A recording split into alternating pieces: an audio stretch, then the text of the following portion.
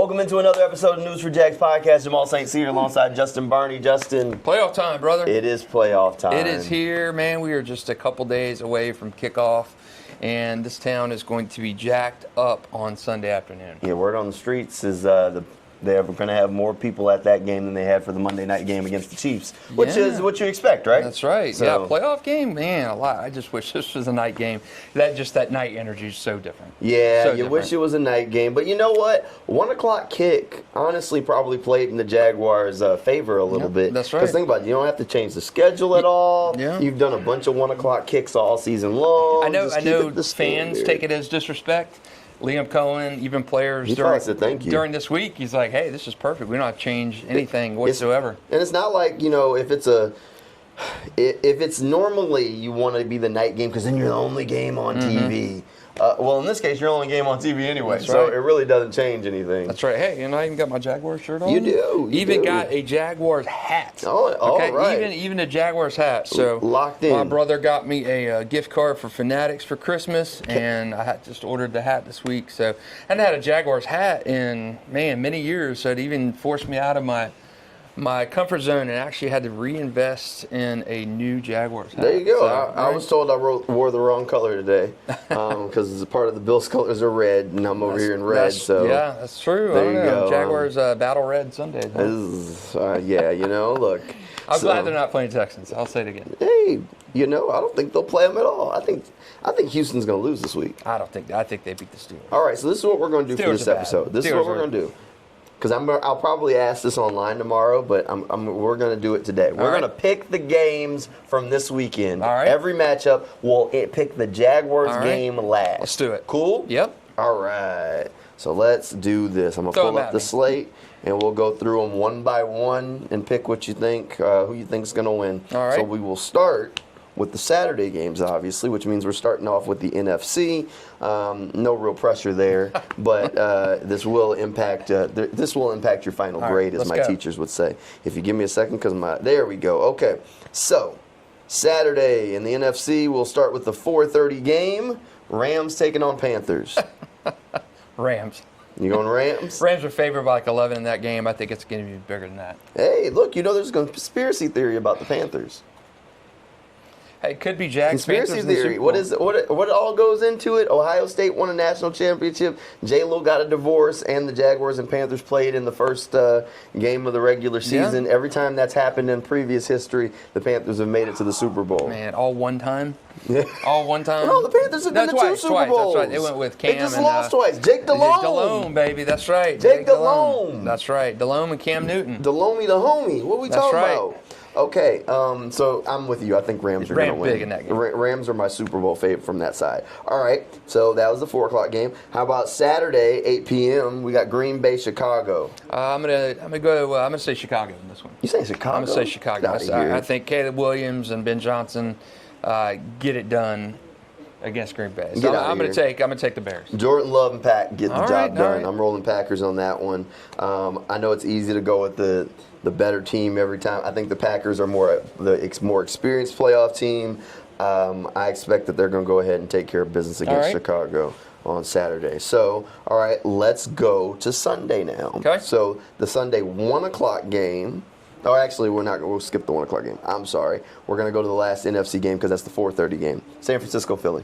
I'm going to go with the dark horse. I know San Francisco could have had the number 1 seed, but I'm going to go San Fran. Even making the trip. That's the dark horse? I'm going to go. Did you just say San Francisco could have the 1 seed and then call them a dark horse? You're making the trip across the country. So it's a tough game. West Coast team coming to the East Coast.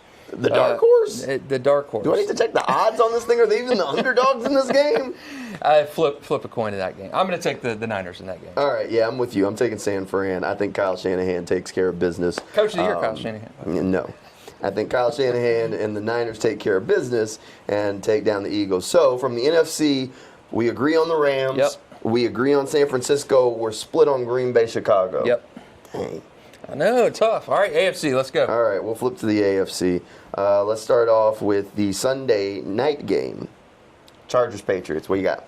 I want to take the Chargers, but I'm going to go Patriots. I'm going Chargers. Going Chargers, okay. I'm going Chargers. You think there can be a Jags-Chargers game in the future? Do you think the Patriots are legit? They played a weak schedule. I don't think the Patriots are legit. I think Drake May's good, but I think overall they've played a terrible schedule. Yeah.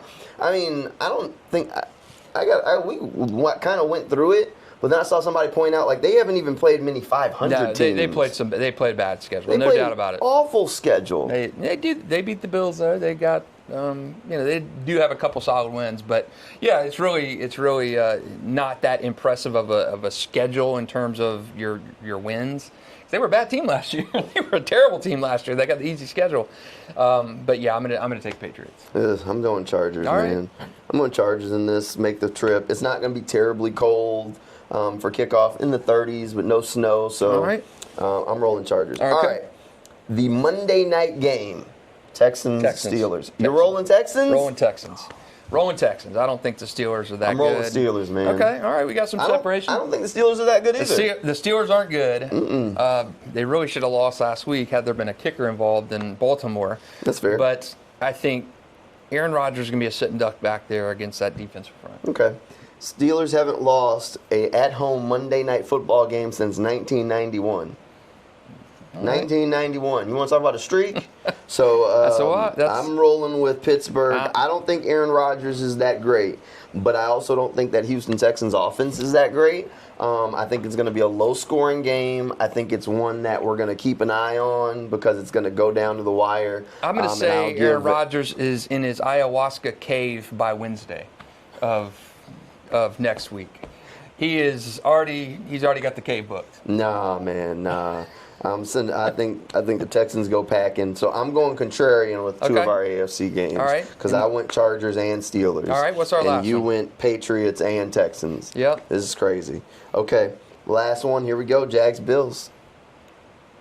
I'm going to say Jags. Okay. I'm going to say Jags in this one, 31-27.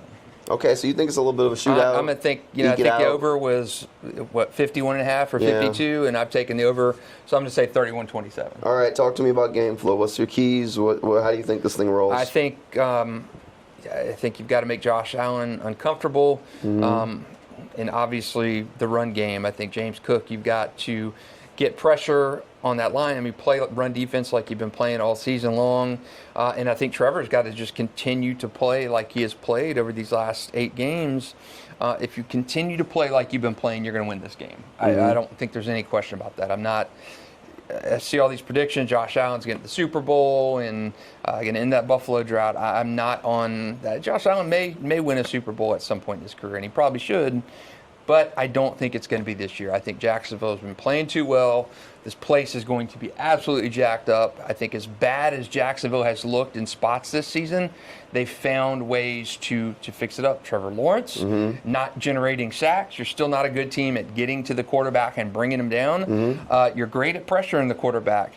So I do think if you can pressure Josh Allen like you've been doing it, again, Jacksonville's been so bad and inconsistent in the early part of the season, and the coaching staff went back to drawing board, fixed things. Okay, you're not getting a ton of sacks on the quarterback, but you're getting back there. You're changing things. Your run defense has been phenomenal. You've been unbelievable. Best season in franchise history at forcing takeaways. So I think if they continue to play just how they've been playing over these last 2 months, I think they win this game. Okay, I'm with you. So I'm rolling Jags too. I'm rolling Jags a little bit more separation, a little bit lower scoring. I got 28-17. Wow, big one. So I think Jaguars rolling this thing. Look, I think this is an interesting matchup. I honestly do.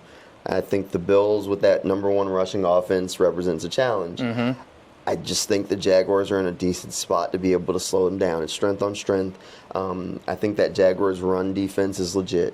We've seen teams just not try to run the ball. Yeah. Like they just immediately hit the abort button and have gone to things like throwing these extension of the run game kind of plays because that Jaguars run defense is legit. They put so much priority on it. And the Bills don't really have that make plays in space guy. Right. Like Khalil Shakur's fine, but he's not really that I'm going to make you miss and take it 20.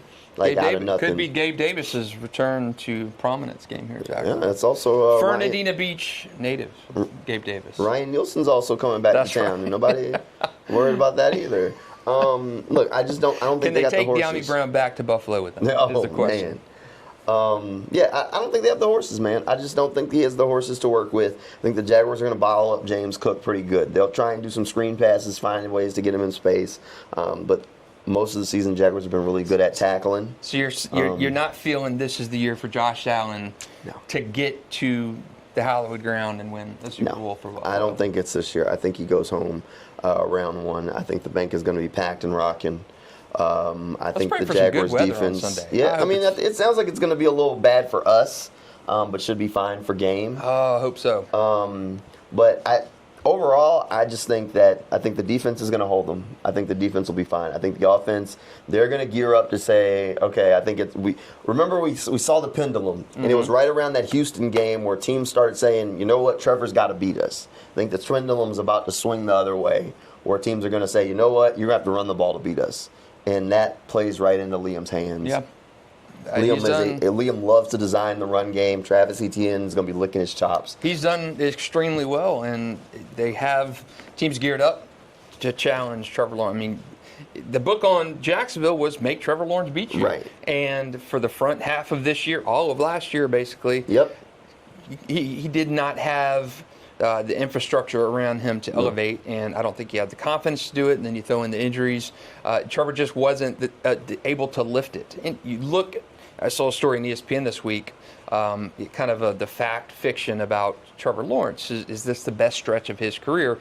Well, the advanced analytics say no. He's not. It's not the best stretch of his career. But when you're talking about what is great metrics, winning football games. And Trevor Lawrence is winning football games. I mean, they are on a tear right now, league best winning streak, 8 games, and he is finding ways to do it. So I guess from the advanced metrics and analytics, this is not the best stretch of his career, but damn if it doesn't look like it. Damn that data. No, this is I have seen every throw Trevor has made in his career from the practice field. I mean, maybe not every throw on the practice field, but most of the throws on the practice field, every throw he's made in a game, this is the best stretch of his career. To me, it's the best. It's the best he has looked. Yes. And I guess that's why I'm not a big analytics guy.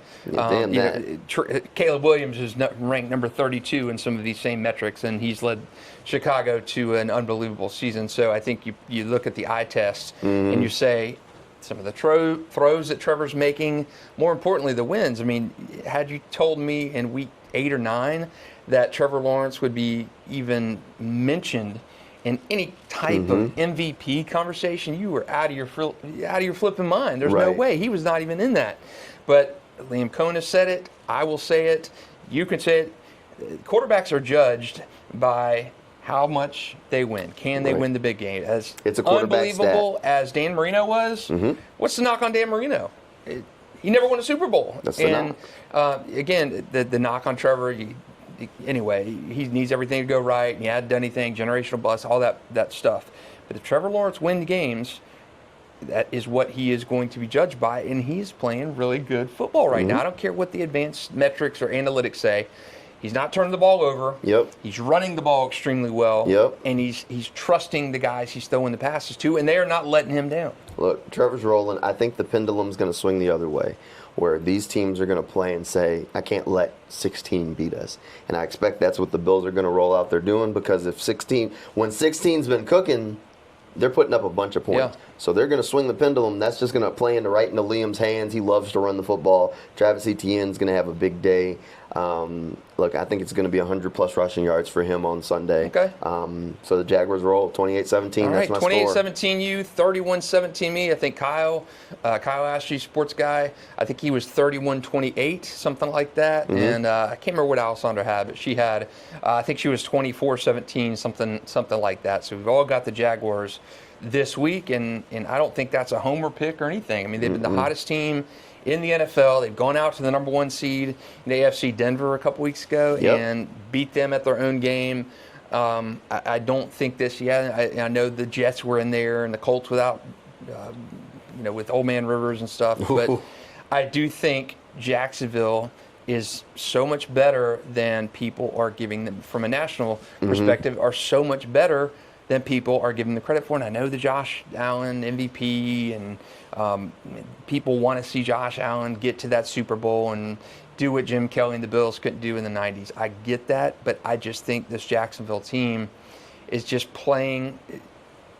You don't want to play the hot team. You don't want to play the hot team in the league. And to me, they are the team that nobody should want to play. No, nobody wants to play them. Look, the Jaguars are rolling. We'll see. Look, based on your picks, you got them going to New England next week. Yep, unfortunately. And you going along with them. I have them staying at home next week against the Chargers. Awesome. That would be awesome. I'd love to see another one back here. That's my pick. I would love to see that happen. I think Drake May's too good. Well, I think. Okay, hold on. Let me give. I mean, we've seen the Chargers. What happened to them here, and the Chargers are playing without their.